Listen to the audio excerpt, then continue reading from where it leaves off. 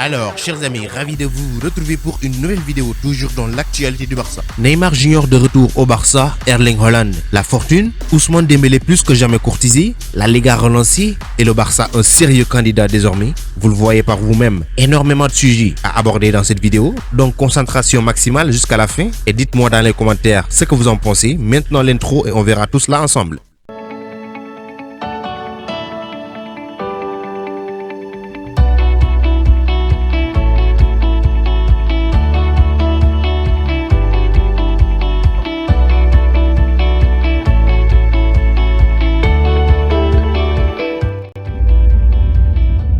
Donc on va procéder comme suit. Tout d'abord, on parlera de Erling Haaland, ensuite de Neymar, pour finir avec Ousmane Dembélé et la Liga. On est dans un monde très médiatique actuellement. De ce fait, les informations viennent de partout et de nulle part. Donc vous êtes sans doute au courant des 20 millions d'euros pour le papa de Erling Haaland, 20 millions d'euros pour Mino Raiola, l'agent, une salaire net de 30 millions d'euros pour Erling Haaland à sa signature au Barça. Et pour finir, la continuité de Lionel Messi au Barça. Quelles sont les supposées conditions proposées par le camp Erling Haaland? Alors, vrai ou pas, l'un des concernés en la personne de Mino Raiola, l'agent du joueur, a tenu à démentir ces rumeurs qui circulent. Et ça fait plaisir à Joan Laporta, qui se réjouit de la réaction à temps de son ami, qui dénonce les fake news sur Twitter, avec la phrase « Les fake news vont très vite et loin. Maintenant, c'est à nous de savoir filtrer les informations, tirer les meilleures et s'en servir pour le bien de tout le monde. » Maintenant, le recrutement de Erling Haaland reste toujours la priorité numéro 1 de la nouvelle direction. Et ça sera pas facile, parce que vous savez tous que le jeudi passé, Mino Raiola était à Barcelone, ensuite à Madrid, avant de rejoindre l'Angleterre pour rencontrer les autres courtisans de son joueur. Alors 150 millions d'euros, c'est le prix fixé par le Borussia Dortmund pour libérer sa machine, à moins que l'été 2022 arrive et que sa clause passe à 75 millions d'euros. Mais quoi qu'il en soit, le perdant ne serait pas le club allemand. Il y a aussi d'autres possibilités en cas d'échec sur ce dossier et je vous avais fait une vidéo sur cela. N'hésitez pas à aller la visionner. Maintenant, on va parler de Neymar et de son probable retour au Camp Nou. Donc c'est un scénario qui était impensable alors que Neymar Junior se trouverait sur le point de prolonger son contrat avec le PSG qui doit se terminer en juin 2022. On peut dire que c'est la tendance encore affirmée peu de temps avant la trêve internationale. Alors le samedi passé, le quotidien Mundo Deportivo a rapporté les envies du Brésilien de revenir en terre barcelonaise. C'est sûrement en sentant que Lionel Messi, son ami toujours, envisagerait avec sérieux de poursuivre l'aventure avec le FC Barcelone à la fin de la saison. Donc il aurait décidé de stopper les négociations avec son club actuel, indique le quotidien.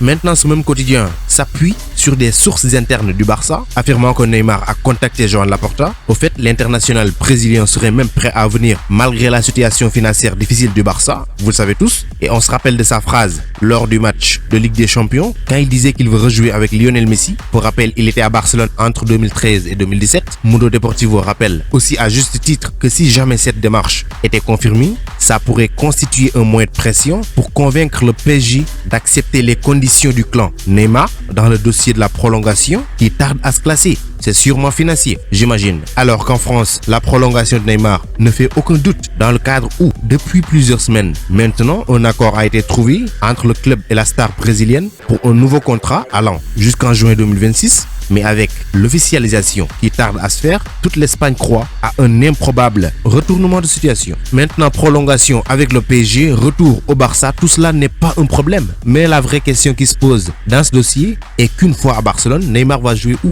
Je veux dire, à la place de qui? De 1, les postes sont occupés, il y a déjà les joueurs qu'il faut sur les ailes. La saison prochaine, il y aura des montées à partir de l'équipe B. Et le plus grand problème encore est l'état physique actuel du joueur qui peine à faire une saison entière avec le PSG depuis 4 ans maintenant.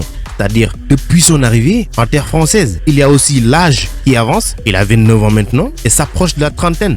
Donc le recruter risque d'avoir des conséquences. Maintenant, je vous laisse avec cette question avant de finir avec Ousmane Dembélé et de la Liga. Est-ce que vous êtes d'accord pour un retour de Neymar Junior au Barça? Maintenant, on est dans la dernière étape avec les deux sujets combinés que sont le cas Dembélé et la Liga qui prend une nouvelle tournure avec l'écart de points entre le Barça et l'Atlético de Madrid qui est passé désormais de 4 à 1 point. Mais on va commencer avec le cas Ousmane Dembélé. Alors, sous contrat avec le Barça jusqu'en juin 2022, les négociations sont entamées entre les deux camps, c'est-à-dire la partie du FC Barcelone et celle du joueur. Maintenant, pourquoi je l'évoque dans cette vidéo? C'est pour la bonne et simple raison qu'il fait partie désormais de la rotation, je dirais même un pilier essentiel de l'équipe, car étant épargné par les blessures depuis un certain temps, sachant qu'il n'a pas été aussi impliqué comme il le soit actuellement depuis son arrivée en Catalogne. Alors la question que je vais poser ici serait, est-ce que le Barça doit se débarrasser de lui au moment où il est en forme ou doit-il le conserver? En tout cas, je vais vous dire ce que j'en pense et je vous laisse me donner votre avis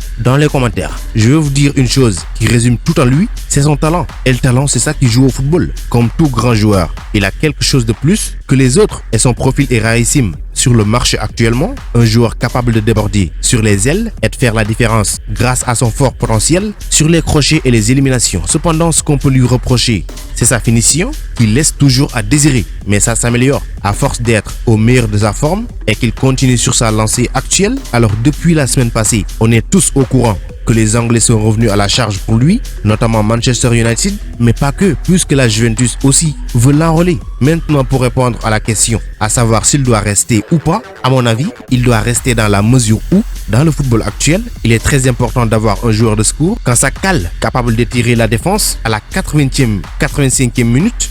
Il est le seul à pouvoir le faire, mis à part Léo Messi, qui peut faire gagner l'équipe à tout moment du match. La preuve en est le dernier match face à Valladolid. C'est à la 90e minute qu'il a inscrit le but qui donne la victoire au Barça. Mais aussi, il est très jeune. Il n'a que 23 ans, 24 au mois de mai, le 15 plus précisément. Donc, il peut être très important dans le nouveau projet que va mettre en place Joan Laporta et son staff, avec la jeunesse au cœur de ce projet qui promet d'être explosif et durable. Mais ça ne sera pas en un clic. Donc, on finit avec la Liga qui s'est complètement relancée avec la victoire du Barça dans les ultimes minutes d'une rencontre très serrée face à Valladolid. Le libérateur s'appelle Ousmane Dembélé qu'on a évoqué précédemment. Donc désormais il y a un point d'écart entre le Barça et l'Atlético de Madrid. Il reste 9 journées maintenant et chaque journée compte pour une finale. Et le samedi 10 avril aura lieu une de ces finales et face à un adversaire de taille qui est le Real Madrid, actuel 3e du championnat et aussi un candidat très sérieux au titre de champion d'Espagne. Donc ce match pourrait être décisif dans la course au titre et surtout que si le Barça remporte ce match, il sera provisoirement premier en attendant les matchs des protégés de Diego Simeone. Face au Betis Séville, ça sera le dimanche. Donc c'est un Barça qui enchaîne 19 matchs sans défaite et une défense plus solide qu'auparavant. Donc franchement, l'espoir et la confiance sont présentes. Maintenant reste à continuer sur cette lancée et d'essayer de remporter tous nos matchs, 10 au total, 9 en championnat et une finale de Coupe du Roi face à Bilbao pour finir la saison en beauté et pourquoi pas avec un doublé. Donc c'était tout pour cette vidéo, merci de l'avoir regardé jusqu'à sa fin. Continuez à vous abonner à la chaîne mais n'oubliez pas d'activer la cloche de notification. Vous êtes les meilleurs, ciao, à bientôt.